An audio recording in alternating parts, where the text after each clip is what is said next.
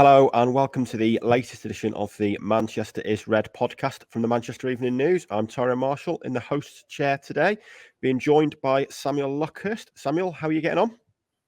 Not bad, thank you. How are you? I'm good, thank you. I'm good. Enjoying a summer of tournament football. We've been exchanging a few messages about a former Manchester United great making a few headlines yesterday. It's fair to say. Well, yes, that was watchable. Not so much for the football last night, but the theatrics of Cristiano Ronaldo, even by his standards, it was quite the individual performance. But it ended well with him. He still stepped up for the penalty shootout. In a strange way, it felt like the more significant miss in the extra time was Sesko's. I thought that was a really bad finish.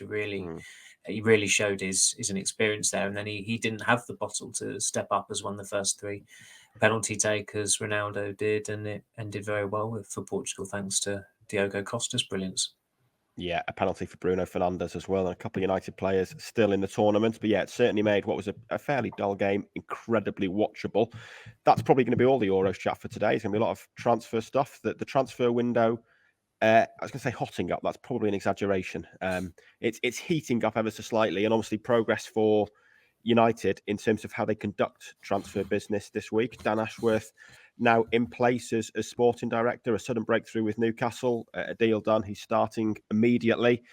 That's got to be good news for Manchester United, hasn't it? They've got Ashworth, they've got that deal done, they've got him in, and they've got him in at what is pretty much the start of the transfer window for them. It didn't seem like that was going to be the case as well, particularly given the tone that Ratcliffe struck not even a couple of weeks ago in that interview with Bloomberg, where he was again lamenting Ashworth being on gardening leave, and to a lesser extent Omar Barada, whose start date is July 13th. That was known some time ago, but getting Ashworth in the building and with the summer transfer window open, it sounded like that wasn't expected. And in the end, clearly, given the timing of it with the PSR deadline of June 30th, that must have had an impact. It's very, very convenient that both clubs issued a joint statement, didn't they? Yesterday, and there's no mention of a compensation fee whatsoever. It's very hush hush on that front, and both clubs can move on. It can be framed as a positive for both clubs as well, in that Newcastle clearly are able to comply with PSR without having to sell Anthony Gordon or Alexander Isak. They sold someone to Brighton, didn't they, for £33 million? So I've never heard. I'd literally never heard of him. Yeah, he's worth £33 million apparently. I'm sure that's all above board and proper. And with the Ashworth fee, clearly that would have been a stipulation from United. When United say there's no guidance on fee, it can't reflect too brilliantly on them, and the chances are that they've gone over the figure that they probably intended to. They've been stressing for months on end, weeks on end, that they wouldn't pay an 8-figure fee for Ashworth. And this is also the club that said that they wouldn't spend more than £60 million on Rasmus Højlund last summer. And of course, they did spend more than £60 million on him. It was £64 million up front. So they can be quite economical with the truth. When it comes to fees that they might pay, but when push comes to shove, United have a form dating back many years for yielding and their hand being forced. Yeah, in that Bloomberg interview, Sir Jim Ratcliffe said United were handicapped at the moment, really, that they were going into a transfer window without that structure in place. I mean, that is changing now, isn't it? Ashworth is in. Jason Wilcox has been there for a while. Barada starts a week on Saturday. It feels like that structure that Ratcliffe wants and that Ineos want is pretty much there now and pretty much ready to go. And it almost takes away any excuses for this window, doesn't it? I know, a sporting director would normally want months to plan for it. I'm sure Ashworth has been doing a little bit of preparation work for United, even though obviously no one's going to admit that. But it does kind of take away that idea of this window being, well, they can't go out full throttle, one where they are handicapped. We'll see what we can do in the next summer windows. Really now, they've got the people they want in position from mid-July, and they can have a real good go at getting things right and injecting some change into that transfer business this window. Yes, and in the case of Barada, he has been working unofficially. that's reflected by a couple of hires United have made. Jason Wilcox become the technical director. That was on Barada's recommendation. Toby Craig, the chief communications officer, who's just started, used to be at Manchester City.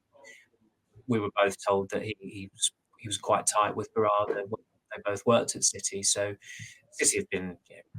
I don't think City are too fussed by it. They've been pretty grown up about it. Clearly, it's pretty obvious that Barada's had a bearing on some of the appointments at United, but it's clearly positive for them that, as I think Ratcliffe referred to them as the pillars, Barada, Wilcox, and Ashworth, that they're all in place now effectively. I know Barada's start date is next week, but he's here in time for a critical period. It will be interesting to see how visible they are during the pre-season tour, whether they're going to be present for that, or whether it's clearly where it's the transfer window that has to take precedence probably, and even just the visibility of that. Yesteryear, sometimes it was even the manager who was getting annoyed if the chief exec or the de facto chief exec wasn't where he should be. There was that time when Ed Woodward was watching the British and Irish Lions in, I think it might have been Australia in 2017, and Mourinho took a dim view of that because he was getting impatient over certain deals that they hadn't got over the line just yet. And John Murtaugh was in the States for a little bit last year, but he had to jet off, albeit unscheduled, after the Houston game against Real Madrid, because Paris Saint-Germain had put in a bid for Højlund, and United were very keen to get that one done, despite a little bit of competition that probably took his valuation up. But Ashworth is a really good operator. I mean, his transfer hit rate at Newcastle and the squad that they've assembled there, which he's had a big bearing on. I mean, if you look at England at the World Cup, he'd have been a wild card pick, but I think Lewis Hall, had he had more minutes last season, I should say, for Newcastle, I think he'd have been a really good option at left back, given Luke Shaw hasn't had a look in. You look at some of the other players that have gone in at Newcastle, and I know clearly Sandro Tonali is going to have a big that's a bit of a cloud over Ashworth, but Harvey Barnes is a really good player. I think Livramento, Anthony Gordon has been a really big success story. And it's not a coincidence Newcastle have become a force again after Ashworth started there during his, over his 18-month period there. It was a very short period, but it was a very critical period to actually making the club competitive again. They got to a final. Eddie Howe has had an even greater role to play in that. But it's a very, very good appointment by United. I think when we, certainly when it emerged then that Barada was coming in as chief executive and they were headhunting Ashworth, you thought, well, these are really positive moves by Ineos. Now, they've talked a good game. They've now got to play a good game, and it will be interesting to see whether Ashworth will put his foot down on how many Dutch players come in this summer, because since it was confirmed that Ten Hag was staying on, United seem to have been linked with half the Netherlands squad out in Germany, and it's been a fair old while since the Netherlands were a real true force in world football. Their tournament performances since the 2014 World Cup have been really poor. They've not even qualified for some of them. And their best one was under Louis van Gaal when he came back in, and they got to the quarterfinals in Qatar 18 months ago. And you look at how often Manchester City have brought players from the Eredivisie under Pep Guardiola. I think it only happened once, and it was triggering a buyback clause in Angelino's contract. He was dreadful for 6 months, so they shipped him off out to, it might have been RB Leipzig, I think it was. So, and you look at United's hit rate of signing players from the Eredivisie, it's quite mixed. I mean, Onana had a variable season, to put it mildly. Martinez has been a really good signing. Malacia has not been a good signing. Anthony has not been a good signing. Mason Mount, who of course had that very brief spell on loan in the Eredivisie, has not been a good signing so far. Wout Weghorst was not. There have been more misses than hits in terms of targeting the Dutch-centric market, if you like, and they've got to be wary of that. And I know that the finances are an issue, and that's going to have an impact. But say they were to follow through with Matthijs de Ligt, he was last truly in demand about 5 years ago when he left Ajax for Juventus. He didn't succeed at Juventus particularly, and he's a sub defender for Bayern Munich. Or it felt like he was sub defender quite often last season for Bayern Munich, and he's not even started for the Netherlands at the World Cup. Sorry, not at the World Cup, at the Euros. So his stock is not. It's nowhere near as high as it was 5 years ago. He's a very different defender to the one who brilliantly marshalled that Ajax side, and they were, as we said before, Lucas Moura kick away from reaching the Champions League final. But if there was to be a compromise there, I'd find that odd. And of course, there's the coaching staff potential appointments there with Van Nistelrooy and Rene Haake coming in, two other Dutch guys, and Ineos. You wonder. It'll be fascinating to see if these appointments are made, if these signings are made, what the thinking is behind it, because it feels like there's a lot of compromising going on, and this is even before Ten Hag's contract has been extended. Yeah, absolutely. And two of those players, De Ligt and Zirkzee, yet to play a minute at the Euros for the Netherlands either. But we will come on to incomings in more detail in the second part. You mentioned the financial position there and kind of being restricted this window. I think it's a better position than they maybe expected to be. We did a piece, I did a story over the weekend about their PSR position and how they'd kind of stepped back from the precipice on that front. They didn't involve in any of these nefarious pre-June the 30th deals. You mentioned the Newcastle guy that I'd never heard of either going to Brighton. We've seen the swaps of academy players essentially between Chelsea and Villa and Everton. Some very dubious deals going on. United avoided all of that. The loans they did in January, selling Alvaro Fernandez to Benfica, kind of pushed them clear of the limit, and they felt they had enough to even sign Branthwaite before June the 30th, which kind of reflects well on going forward now, because every player they sell from now on looks good on this year's books, and we're expecting quite a few departures, and one of those potentially still Marcus Rashford. You've done the story this morning about talks over his future. Obviously Ten Hag staying, maybe not the best news for Marcus Rashford. Well, there are definitely some things rumbling in the background on both sides, and they're going to have to thrash it out next week, ideally. And United, really, I think from their perspective, and I understand it feels almost like it's over to you, Marcus. You've got to decide: do you want a change of scenery, or do you want to stick it out and continue with this emotional attachment to Manchester United, or do you want to be, do you need to maybe detach yourself after last year and the difficulties he's had? Does he feel like that he's had a reset? Is he able to work to continue to work with Ten Hag? I mean, he was quite, he was, until, was it maybe the Newcastle game, the penultimate league game of the season, he'd been out injured for 4 weeks after the Coventry Cup semi-final, when he got a hell of a lot of stick from supporters. I didn't notice it at the time, but because there was so much going on in our end, and we were among the Coventry fans, and they'd just gone from 3-0 down to making it 3-3 against Man United.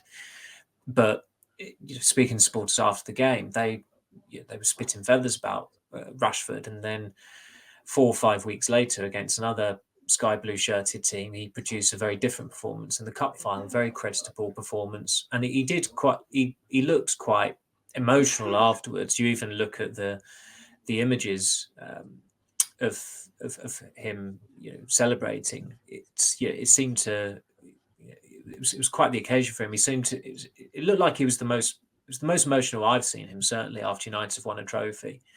And he's won what, five cups with them, 2 FA Cups, 2 League Cups, and a Europa League. And I think it maybe just dawned on him, how much the club does mean to him. He is a boyhood fan, but it was also a very taxing and demanding season.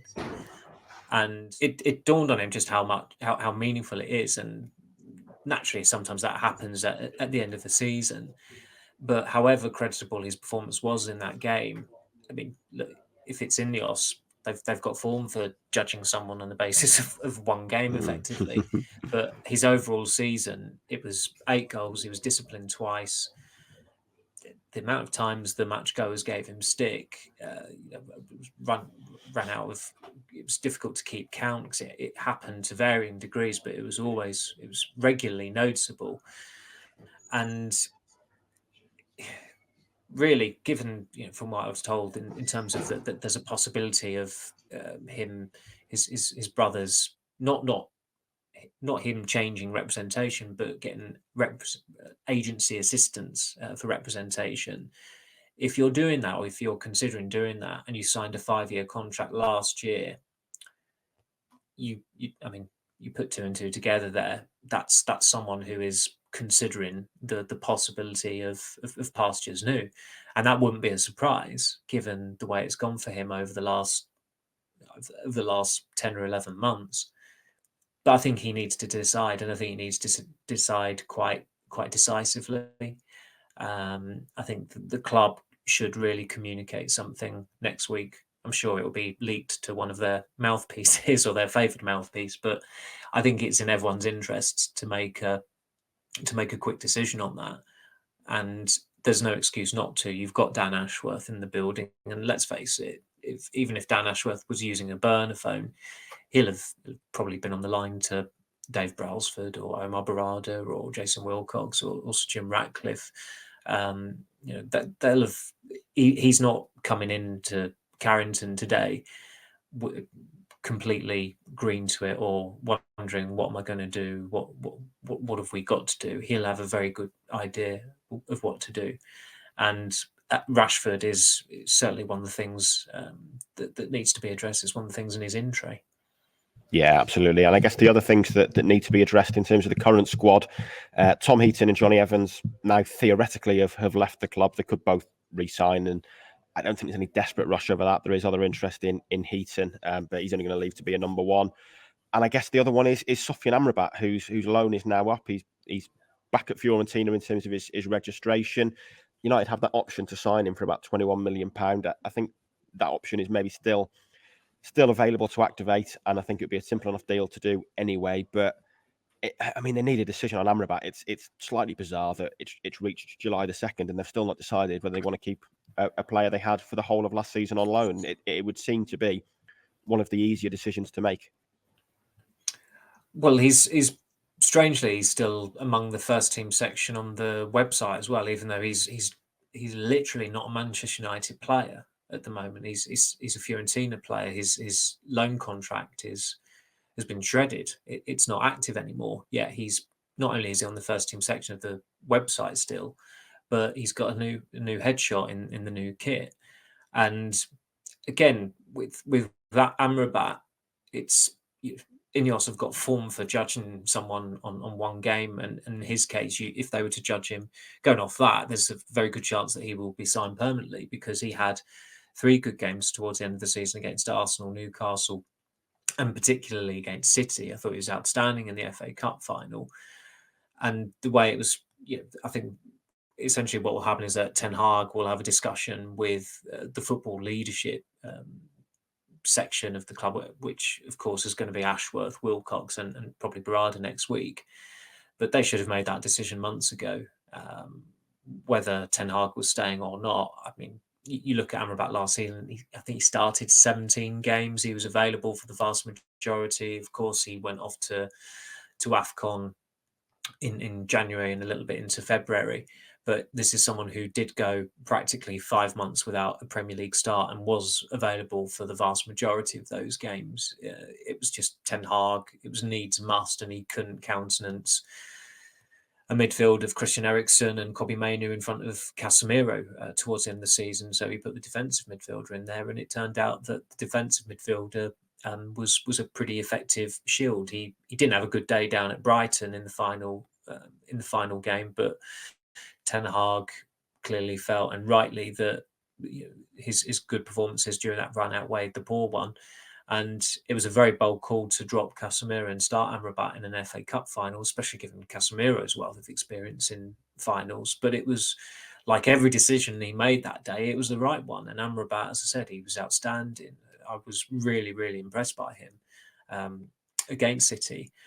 But one swallow doesn't a summer make, as the saying goes. And Ineos clearly didn't feel that way because they kept a manager on the back of one game, one extremely important game and significant game that did salvage the season. It didn't make the season a success, but it did salvage it. It gave United some glory. It gave them a great day, possibly their greatest day at this Wembley since it opened in 2007.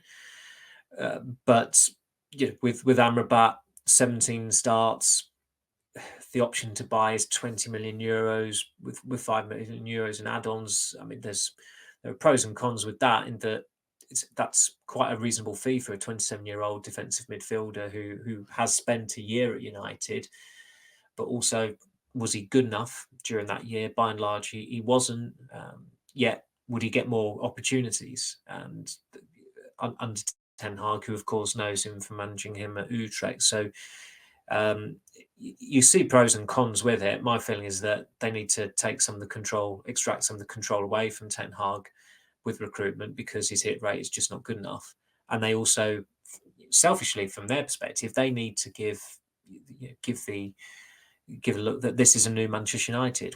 We're doing things a different way. We're not just signing players that have either worked with the manager in the Netherlands or have come from the Netherlands.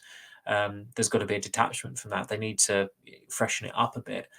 But as I said, it feels like there's a lot of compromise going on between Ten Hag and the power brokers because of the manner of their decision to keep him on. So it's quite a fascinating and unique dynamic, but it does help that they've got Ashworth in, who's got a really good recruitment hit rate from his time at short time at Newcastle, but also Brighton as well. Absolutely, and we'll talk a bit more about that in part 2 of the Manchester is Red podcast. But for now, that's part 1 over. We'll have a short break, and then we'll be back with you.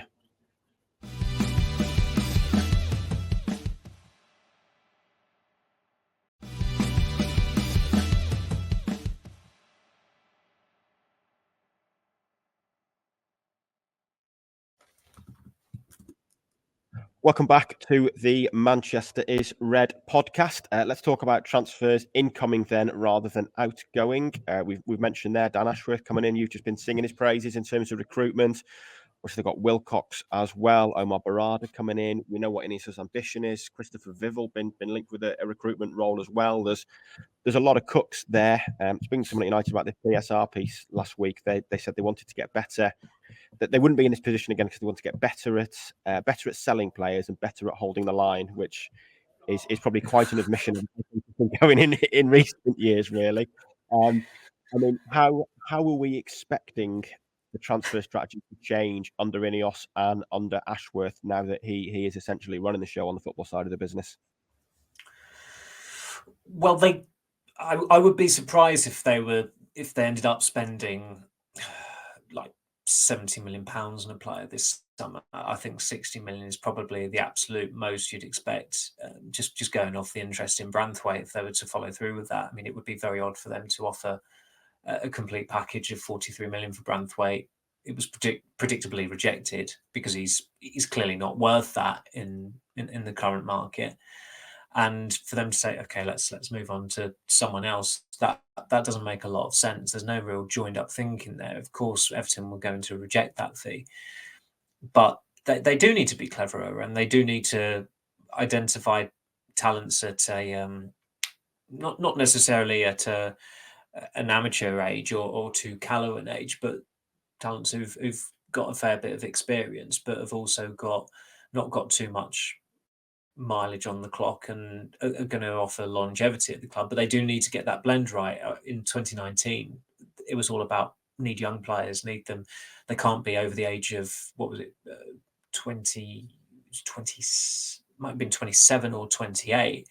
And it was also, we want them to be British as well, which was really, really strange strategy. And of course, they abandoned it after one transfer window because they signed a Portuguese and they signed a Nigerian on loan. And then the next window, it was a Dutchman, a Uruguayan, another Uruguayan, someone from the Ivory Coast, and a Brazilian. So there were no Brits during that intake.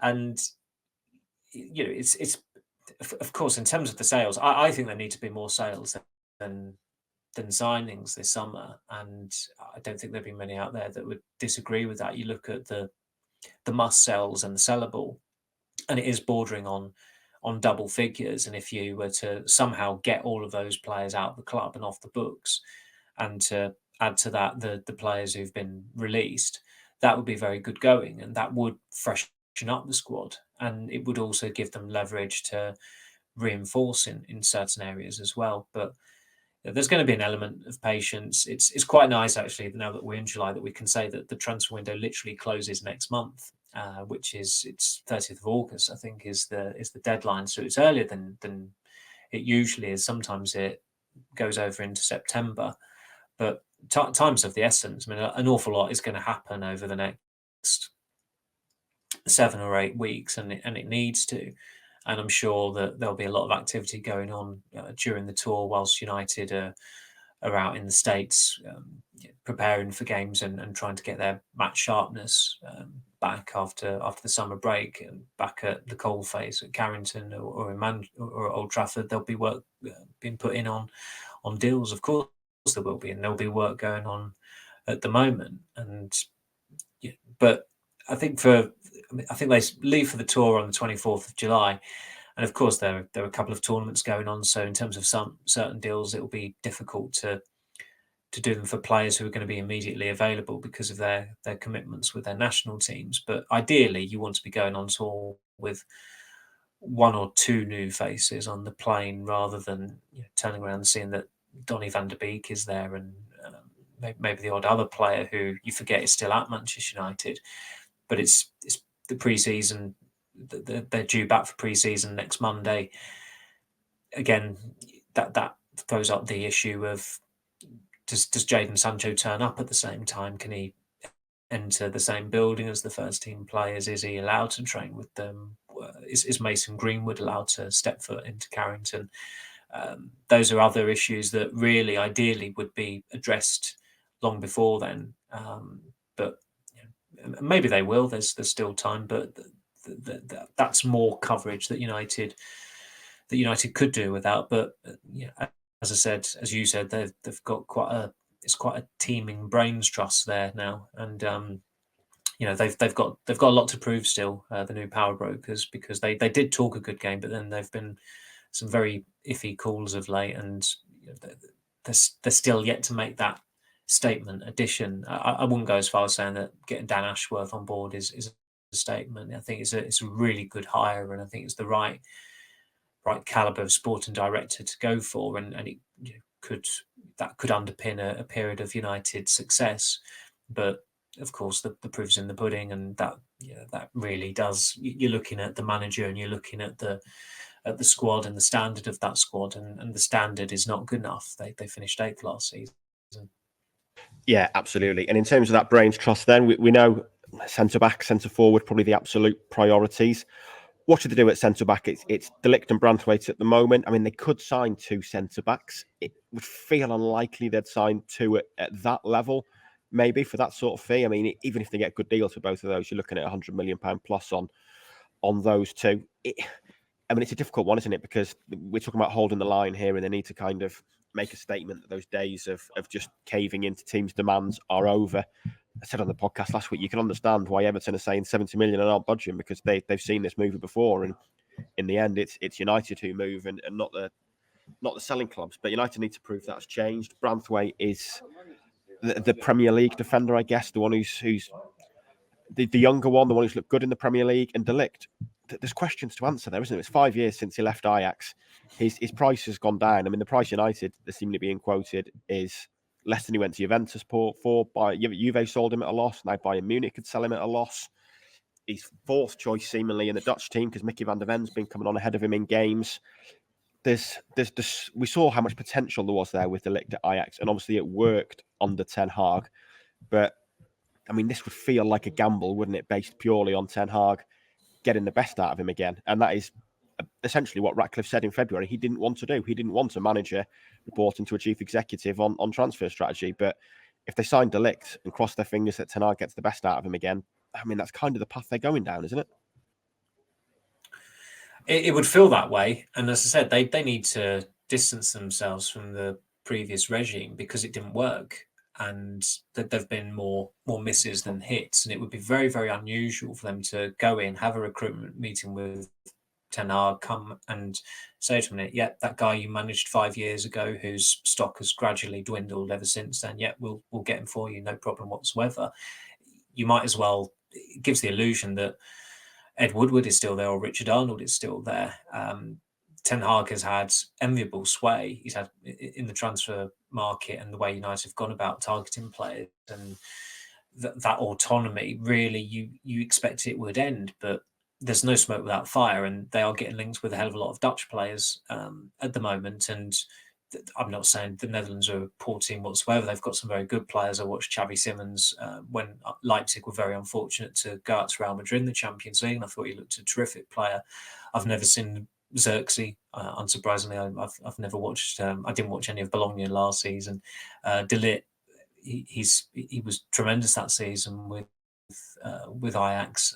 I think the club he chose at the time was a little bit peculiar, but of course he was another Mino Raiola client, and he danced to the tune of his agent. So that's why he ended up in Turin. And as we've discussed, Bayern Munich, he plays a fair bit, but I'd hesitate to say he's an absolute out and out first teamer at Bayern Munich. I mean, looking at the stats last season, it looks like he started 16. He started 23, I think, 20, and missed. 23 Didn't start games. 26. Yeah. So started less than 50%. Yeah, so that speaks volumes. And of course, where United need the odd cut price deal here and there, and they need to comply with PSR, that is clearly comes into the thinking. But as a point of principle, you cannot continue to be signing Dutch players just because the coach is Dutch. And they've not got the football director anymore from the previous windows under Ten Hag. The chief executive has gone as well. They've got a technical director. They've got a new sporting director. They've got another guy coming in on an interim basis or whatever it is. They've got Steven Railston as well. Should his input be required? And if you after all that, if you then to go and say, right, let's sign a Dutchman who used to play under the manager who we decided to keep, it's a continuation of what have largely been failures in the transfer market, and it undermines their position. And if De Ligt was to come in and then play brilliantly for United, everyone would say, you got it right, well done, you judged that brilliantly and you deserve your kudos for that, despite the justifiable doubts about it.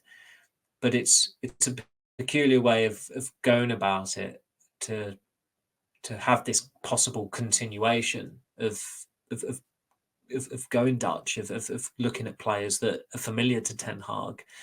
I mean, Tyrone Marshall, there was that clip of him noting how good he was when he was playing against Ajax for Feyenoord. He had a purple patch at the start of his United career. He got found out quite gradually, firstly by Bukayo Saka and then by Phil Foden. And he's probably had one good game since then, and he didn't get a kick last season because of a knee problem. And is he going to recover to be a really good left back for United? That he's really up against it. He's already midway through a 4-year contract. Instinct.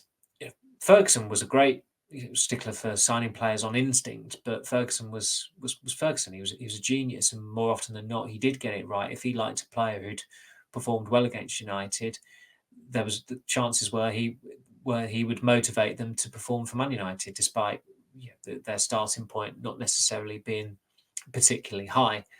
And times have changed, and Ineos, the game they talk, it's about being rigorous. It's all this high performance and having a brains trust and assessing things and being really fastidious. If after all that they were to sign someone who played for the manager 5 years ago in the Eredivisie, as I said, it just undermines everything they're shoveling. Yeah, and I mean, looking at the striker search, you can see why Xerxes appeals in this window, because he has got that release clause of £34 million. It looks decent value. I mean, Wout Weghorst is coming on ahead of him for the Dutch national team, but I mean, we probably shouldn't read too much into that. Weghorst has always done very well for Holland, to be fair, and as an arguably, Yeah, I mean, arguably should be starting because they always look better when he plays. But I guess the one thing with Xerxes is his profile is very similar to Højlund in terms of that career trajectory. He started at a bigger club at Bayern, had a very good loan spell at Anderlecht, then went to Bologna, and his scoring record at Bologna last season, I think, is almost identical to Højlund's full season at Atalanta. And I mean, it's like I say, I've not watched him a lot, so I can't pass judgment too much either. But it feels like they're signing a very similar player to Højlund in terms of that potential is there, but maybe he's not quite there. We saw, I don't know if you watched Germany-Denmark the other night, but it was one of those games of Højlund where he looked raw in that game, and you could see he wasn't finished. It wasn't the finished article, and I mean, I put that on social media, and a few fans took offence. But United said that when they signed him last year, that they knew he was raw and they knew he wasn't the finished article, and you can see that. And the couple of chances he got, the finishes were rash. There's clearly a player in there waiting to be developed, but is there a danger with Xerxes that they kind of end up with two players who are in that position of huge potential, not quite there yet? Do they need, even if it's a more experienced striker, to come in and be back up for Højlund? Would it work with Xerxes and Højlund? Would the hope be that if one's not firing, the other one is, that they have their purple patches at different times of the season and it all comes up rosy? I mean, he fits in terms of that Ineos age profile. He fits in terms of a good fee. If he comes good, if he has 3 good seasons at United, they could probably sell him for a profit. So is it a deal worth doing for that, or is he too similar to Højlund here? Because even though I've not seen him, that'd be my concern, that you look at his profile and it's very much a player in that mould that needs developing, needs coaching to the next level, which is kind of where they are at the moment. I think it's misguided to go for someone with a similar age profile. They need someone who's been around the block a bit and is more experienced and can.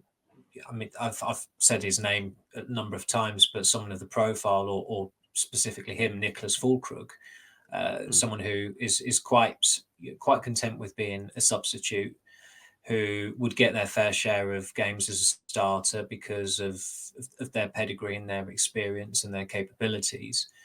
And they're selfless, they're dependable, they've got a good track record coming on in games, particularly major tournaments. And I'm not saying sign him on the back of a major tournament. I just think that his profile, and having played in one of the big 5 leagues in the Bundesliga and had that experience of getting to a Champions League final as well, I think that's more suitable for United for their needs than going for another striker in Italy who, as you said, has got a modest goal scoring record, and that's in a good Bologna team. I mean, Højlund has got a very loyal following because he tries his heart out. He did reasonably pretty well last season for his starting point. I think he had a pretty good season.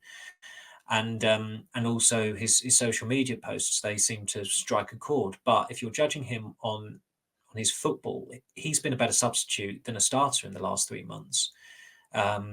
His best performances for United in April, March, April and May were as a substitute. I'm not sure he actually performed as a starter in any of those games. And that's partly why Ten Hag took him out of the team for the FA Cup final. And United were better with him on the bench than with him as a starter. And it was another contentious call by Ten Hag going into that final, but it was another call that he got absolutely right. And watching Denmark at the tournament, there's a reason why they went out. They scored 2 goals in 4 games. And the 2 goals they scored were brilliant goals, but they were scored by Eriksson, playmaker, and the other one, the goal against England, that was from a midfielder, I think it was.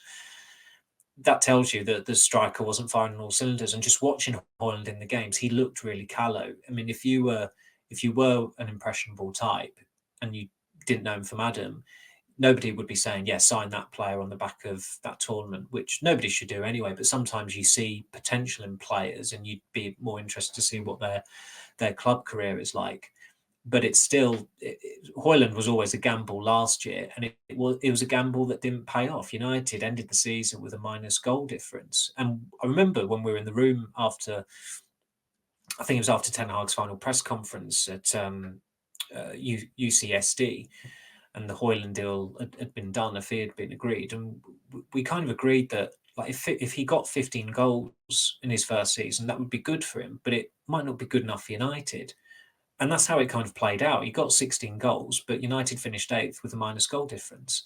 And it's because they didn't sign a proven goal scorer, which is what they needed last season.